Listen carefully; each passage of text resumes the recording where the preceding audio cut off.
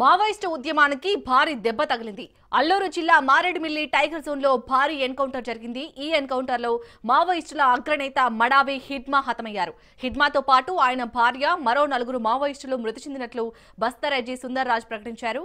మృతుల్లో special zone committee సభ్యుడు శ్రీకాకుళంకు చెందిన జామ్రీ కూడా ఉన్నట్లు తెలుస్తోంది.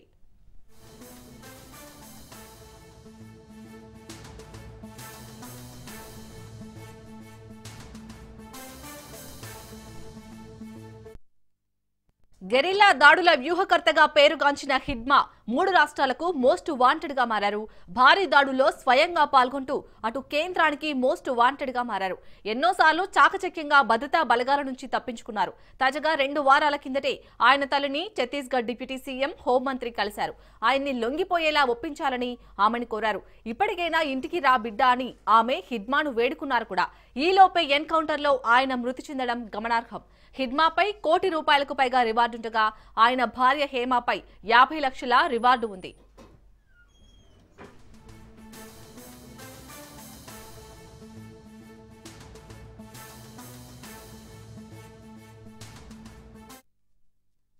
మారేడుమల్లి నార్త్ సైడ్ లో ఎదురు కాల్పులు జరిగింది. దానిలో 6 మావోయిస్ట్ డెత్ అయింది.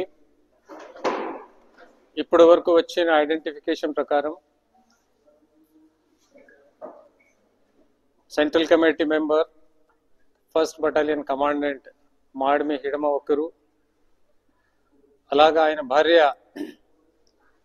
రాజే ప్లస్ ఆయనతో పాటు 4 మంది చనిపోయారు.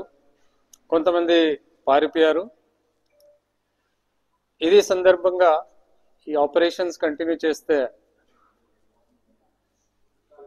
సిటీస్ లో లైక్ కృష్ణా డిస్ట్రిక్ట్స్, విజయవాడ, కాకినాడ ఇప్పటి వరకు వచ్చిన సమాచారం ప్రకారం 31 మెంబర్స్ మావోయిస్ట్ అరెస్ట్ చేయడం జరిగింది.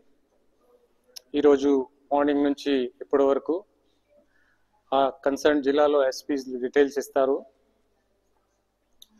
దానిలో 31 మెంబర్స్ లో మోటామోటి బ్రేకప్ ఏమి అంటే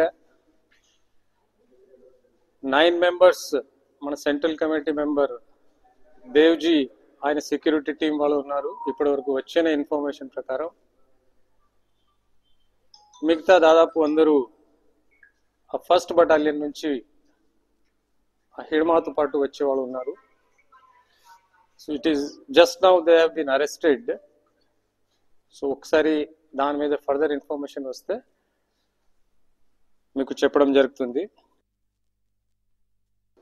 మారేడుమల్లి నార్త్ సైడ్ లో ఎదురు కాల్పులు జరిగింది.